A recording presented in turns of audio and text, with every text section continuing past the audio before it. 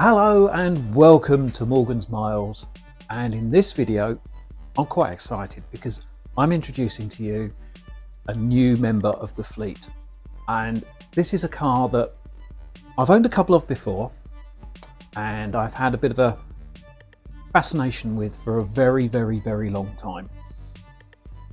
As far as I believe, it's one of the most stylish looking cars of the 60s and 70s that was made in the UK. And they still offer incredible value for money when you purchase them because they've got a magic carpet ride. They're really beautifully made and they just kind of say something when you see them on the road. So, can you guess what it is yet? Well, it's out there.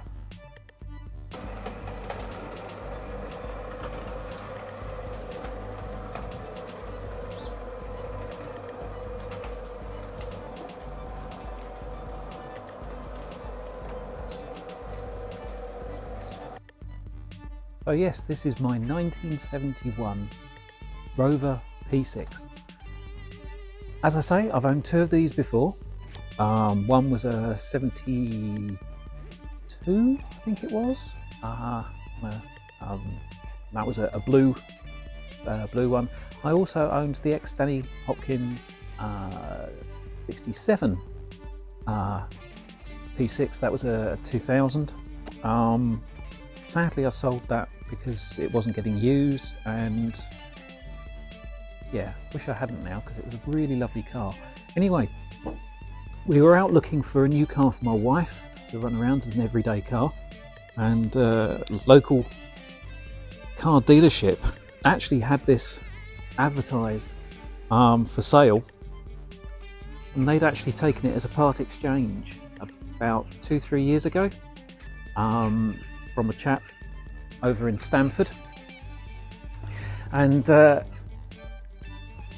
they had it in their dealership as a halo car, just to sort of entice punters in, but then they decided that they wanted to sell it on. So we went to have a look at a different car, something small and fairly modern, and ended up buying a large and quite old Rover. So, because it's been off the road for a couple of years, there are some bits and pieces that need doing to it. It's not running quite right. I think it's running on about 3.5 cylinders at the moment. I think the carbs are going to need a bit of a strip down and overhaul. The brakes felt a little bit iffy when I drove it. The owner of the garage actually delivered it back to me, and he said that the brakes improved massively on the journey. So, yeah, don't know.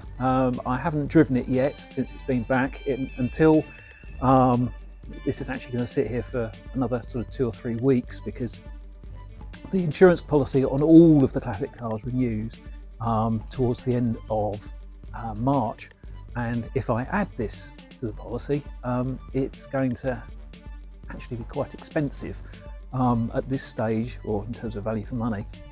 If I add it at renewal, it doesn't cost me anything to add it to the policy, other than the cost of the insurance, that is. So, what is the car?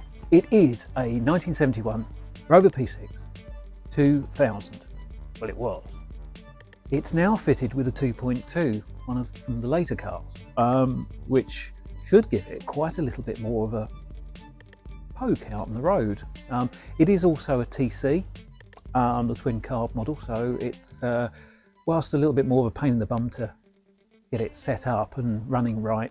When they are running right, they are supposed to be almost as good as the V8, but without the V8 problems of 18 to the gallon. But the most important thing, or interesting thing about this particular example, is somebody has fitted it with power steering. Now, P6 4-pots didn't actually leave the factory with power steering, as far as I'm aware. This one has got an electric power steering pump that's been fitted at the very front of the engine bay, and it seems to be connected to a V8 power steering box, I have no idea of the origin of the conversion. If you know, I would really love to hear from you, because obviously if anything goes wrong with it, I'd like to be able to get it fixed. And also, just for my own benefit, I'd like to know what's actually fitted to the car. It looks like a fairly good job. There's some of the wiring looks a little bit, well, I could tidy it up, let's say. Otherwise, it's got electronic ignition on it already. It's got Lumination magnetronic electronic ignition. I think I got that right. Words is hard, you know. So that hopefully isn't going to need anything more doing. I've already ordered from Wynn's service kit with I've got some of Mr. Townsend's lovely 20W50 that I will be shoving into it as well. So that's the initial plans for sorting it out. The interior needs a bit of a tidy up. The other thing that is really unusual on this particular one is that it's got round dial dashboard rather than the strip speedo that you normally see in a 2000. I'm not sure if that's factory fit or not, perhaps you can tell me. But that doesn't seem to be working at the moment. And I need to investigate whether it's cable's broken or cable's missing. The owner of the garage seemed to think there was no cable in there. So what he did to get around it was he bought one of those cheap Amazon digital speedometers that you buy for your mountain bike or similar, and shove that in the dashboard. Yeah, okay, it works, but it's not to my taste, so I want to get that done right. So anyone can point me in the right direction on that, I'd be really grateful. The other thing is that when you open the boot, there's quite a strong smell of fuel. So I have a feeling that there is either a pipe that's gone, cracked or whatever, or worst case scenario, the tank's got a hole in it, which I do hope not, because that's going to be a right old pain in the backside to fix if it is.